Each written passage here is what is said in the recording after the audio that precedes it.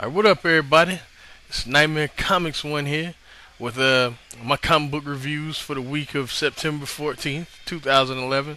Um, I gotta say, all in all, this was actually a pretty good week, just like last week. Some really strong books this week, so I'm just gonna jump right into it. Ain't gonna waste no time because I have a lot. Um, no indie books this week, sadly. Um, my Ducktales haven't got here. Yes, I read Ducktales. Fuck y'all, but that hasn't got here yet. So when that gets here, I'll review that. Um, but yeah, first book, Uncanny X Force number 15. This is part 5 of the Dark Angel saga. Um, Still, man, like I don't know what's gonna happen, and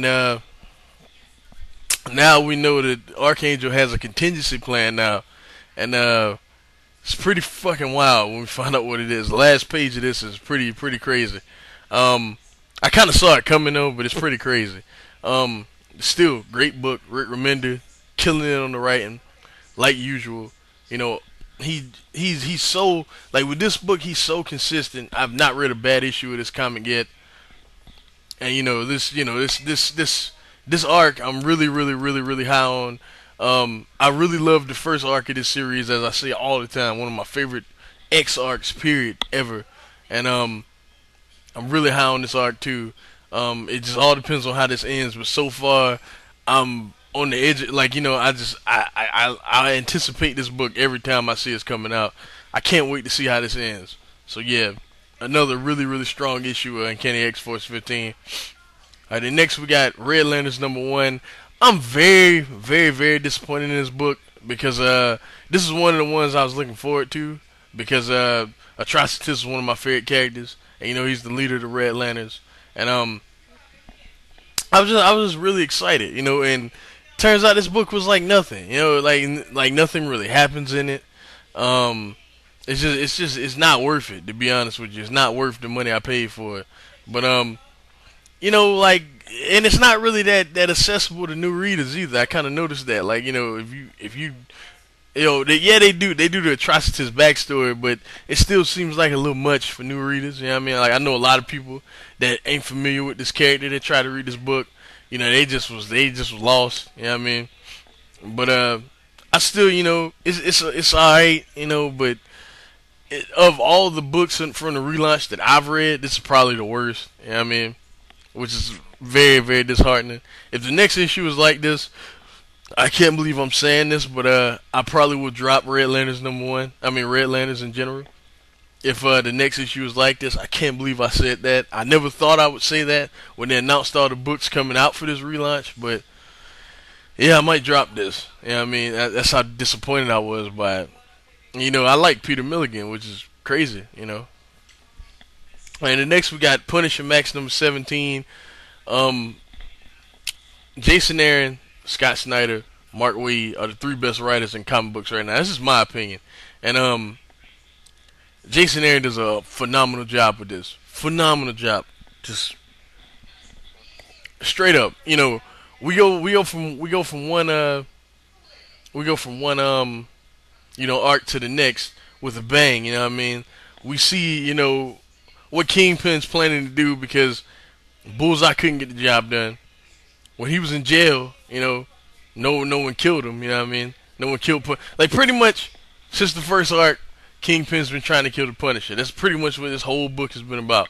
And we see Kingpin himself couldn't get it done in the first arc. Bullseye couldn't get it done in the second arc.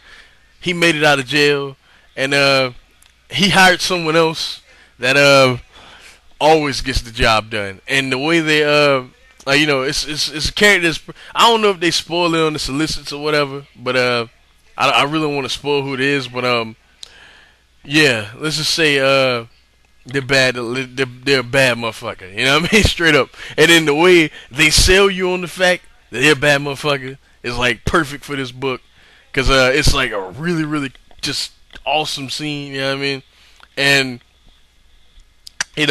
I cannot wait until they clash in this book. You know what I mean? I want to ruin who it is. I don't know if anyone did on the solicits or whatnot, but I won't. You know what I mean? Let's put it like this. If you're a fan of the Marvel Universe, especially what goes on in New York, you'll be really happy. You'll be really happy with who is going to be the main. Well, not I don't know if they're gonna be the main antagonist in this, but they're gonna be, who Punisher takes on head to head in this arc. So you'll be really happy with it. Trust me. Um, the next we got Batwoman #1. J.H. Williams' art. Oh my God, is this art is breathtaking, just breathtaking. You know what I mean? The story itself, it's I would say that is it because Flamebird's in the story. I mean, she ain't got like the biggest part in the story, but like I don't know how accessible that is for new readers. You know what I mean? In general, you know, it's a good story, but it's just so overshadowed by the art because it's phenomenal art. Like it's like every time I see J.H. Williams' art, I think this is the next step in comic books. You know what I mean? I honestly haven't felt like that since like Alex Ross. You know what I mean? And that's big words coming from me. I'll buy anything, Alex Ross draws. You know what I mean? Anything, anything. You know what I'm saying? Him, Jim Lee, a few of the artists. I got to get everything they draw. But this shit here, man, like this is so gorgeous. You know what I mean? This book is worth every penny just for the art by itself. It's a pretty good story, but the art is phenomenal. Phenomenal. I can't say it enough. J.H. Williams has been on Batwoman now for like a year. You know what I mean? And it's been just for the art phenomenal. I mean, he's been drawing it for like a year, but the art when it was part of Detective Comics or whatever. But the art phenomenal. Like amazing art. Can't say it enough. Definitely pick this up, if for nothing but the art. Alright, the next we got Green Lantern #1. This is my pick of the week. They're making no bones about it. I'm not going in order. I'm not going from, what up to what I think my pick of the week is, whatever. This is amazing, okay? Like, now granted, even though there's things that carried over from the previous DCU in this book, like this picks up right from where War of the Green Lanterns left off, but they do a good enough job of explaining things in the book. Like if you're smart, which is shocking for Jeff Johns, shocking for Jeff Johns, because I love the guy, but even I can admit that his books aren't really the best for new readers. You know what I mean? But they do a pretty good job of explaining what's going on, what exactly is going on in this book. Hal Jordan and Sinestro have like dueling stories in this book, even though I say it's more about Hal Jordan. And the last page got me so hyped for the next one. I'm so excited about this. Just seeing Sinestro with that ring on, like every time I see it, man, it does something to me. I'm like, what, but like, yeah, this is the real deal, straight up. This is of all the #1s in the relaunch or whatever. This is probably like top 3 of what I've read. You know what I mean? Fucking phenomenal. Like straight up. I really dug this. Alright. The next we got Fear Itself #6. Matt Fraction, he gets a lot of grief. Stuart Eminem's art though. He's come on now. You know what I mean? His track record speaks for itself. But Matt Fraction, he gets a lot of grief. People are like, oh, his shit's unreadable and all that stuff, and I'm actually a big fan of the dude. I love his Iron Man stuff. Casanova's amazing. Shit like that, you know what I mean? This book here was like nothing but setup. I won't lie. Like it was, pretty much people, the heroes are pretty much getting themselves together to make their final stand against the Serpent or whatnot. And Steve. I thought Steve he said a few things that was just not Steve to me in this book. Now the last page was real. Oh yeah, that's Cap. But it was a few times where I was like, would he really act like that? It was weird. Straight up, this was I liked it. Thor, the part with Thor and Odin, I thought was good. They finally talked to each other, and Odin wasn't such a douche. I guess he was trying to get where Thor was coming from this time. I just really dug this. Even though I was a little upset Tony wasn't in the book that much, but all in all, it wasn't that bad. Seven's gonna be balls to the wall though, straight up. Like seven's gonna be crazy. But yeah. All right, next we got Daredevil #3. This was also really good. Great art. Mark Waid does a great job writing. This features Ulysses Claw, character that I'm kind of hit and miss on. He's the main villain of this book or whatever. They set up a lot of things in this book. I didn't really like the last page though. But this is a great series, man. Mark Waid has taken Daredevil and made him fun again, or made him fun for like the first time ever. But it's real fun writing. The story. I like the progression of it.